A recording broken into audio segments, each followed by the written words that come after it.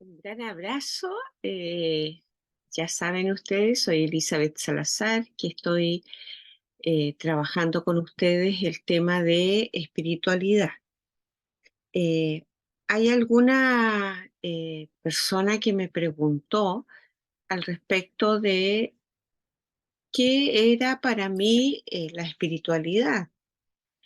Y yo les dejé en la plataforma un texto que me correspondió escuchar justamente hablar sobre este tema a Rubén Alves, mi gran maestro. Él fue en mi época de estudiante de la posgraduación, profesor eh, de algunos cursos, invitado, y yo iba atrás también de escuchar algunas conferencias. Y, y en una oportunidad, eh, él quería justamente abordar este tema sobre la espiritualidad. Y es una palabra difícil, es un tema difícil. En- y es difícil porque cada una de las que enfrenta eh, estos temas dentro del mundo cristiano, lo tiene lleno de contenidos a partir de toda su experiencia. Entonces, lo más importante es saber la imagen con las cuales nos acompañamos para hablar sobre espiritualidad. ¿Qué entendemos en realidad al respecto de las imágenes que nos han acompañado? Los que hemos estudiado, las que hemos estudiado, inmediatamente se nos viene el Espíritu Santo como Ruaj, eh, el soplo, el viento.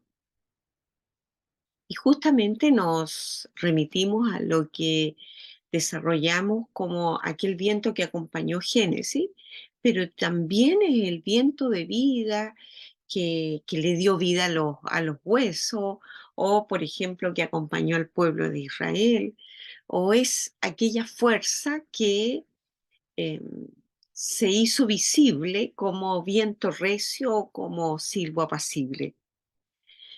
Y Pero lo que más nos remite sobre espiritualidad tiene que ver con Hechos, Hechos 2 y Hechos 10.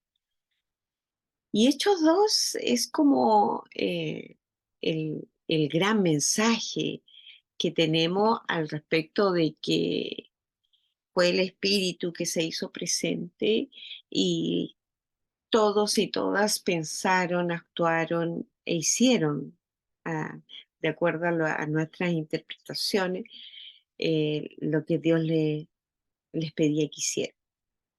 Pero cuando nos vamos a Hechos 10, nos damos cuenta de que Dios, Espíritu, se hace presente para confundir a aquellos que pensaban que las cosas eran de una manera y el Espíritu se hace presente en medio de los gentiles, primero haciendo una obra en Pedro, a quien le saca de su cabeza ese fundamento tan grande de como judío y le lleva a pensar en esa diversidad como parte de lo que Dios quería.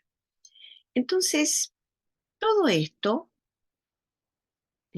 nos hace pensar en la acción de Dios, que es mucho más libre de lo que cada uno, cada una de nosotras hemos pensado.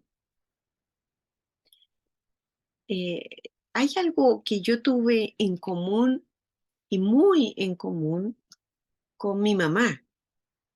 Había muchas cosas que no teníamos en común, pero habían algunas que eran muy comunes y era cómo éramos sensibles a la voz del espíritu. Y, y en la primera oportunidad que yo tuve de conversar al respecto de eso, ella me instruyó, siendo muy jovencita, a seguir el espíritu. Me decía, mira, cuando sientes algo, cuando algo te llama a hacer algo, esto es de Dios, que no, no es que no hayan dudas, no es que lo de Dios no haya miedo, sí hay temores, pero no te paralizan. El Espíritu de Dios te es libertad para actuar.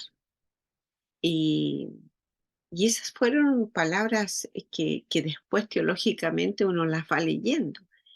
Y en eso yo creo que la espiritualidad no tiene que ver con solo la pasividad, la tranquilidad, sino que también nos lleva al riesgo, a- al baile, al canto, a soñar en esperanza viva. Entonces la espiritualidad nos encierra muchos elementos que nos acompañan cotidianamente. Eh, Sin duda, los tiempos que vivimos son tiempos difíciles. Y son tiempos difíciles porque eh, hay miedo, hay miedo. eh, pero no por eso vamos a dejar de ser felices, de alegrarnos, de bailar. Y nuevamente hay que mirar las cosas, hay que indagar por dónde el espíritu nos lleva en ese vuelo, en ese sueño, en esa esperanza. La libertad da miedo, sí, porque la libertad nos lleva a tomar decisiones y hacernos responsables de esas decisiones. Pero la libertad que es en Cristo es una libertad también que nos inunda de paz en medio de la controversia. Em, Especialmente en este tiempo en que todos creen tener la verdad. Eh, Todos piensan que tienen la última palabra. En los últimos tiempos me ha tocado tomar decisiones muy difíciles y movida por la acción de Dios. Y esas decisiones difíciles nos quedaron exentas de miedos, de, de controversias, pero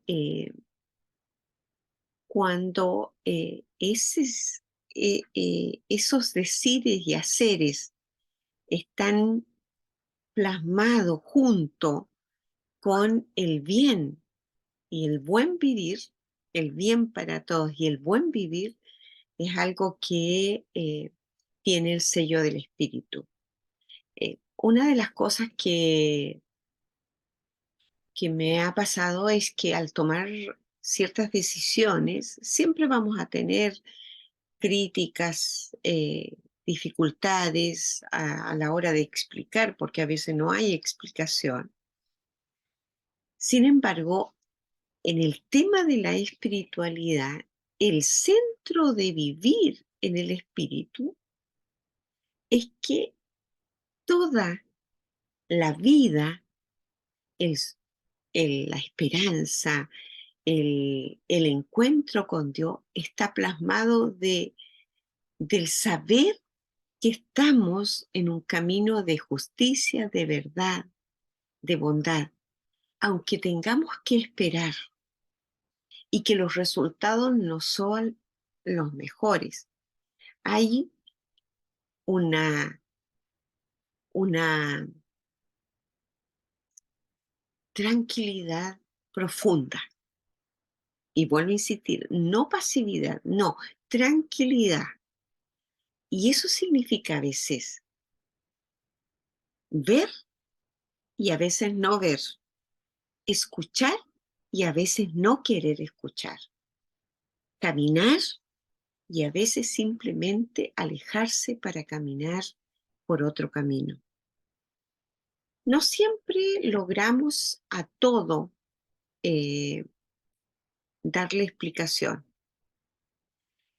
No son los deseos que a veces tenemos de que todo esté perfecto y que todo sea paz, bondad, construidas sobre una base de arena, de apariencia, de querer que las cosas parezcan que están perfectas, pero son muy hechas en una arena movediza.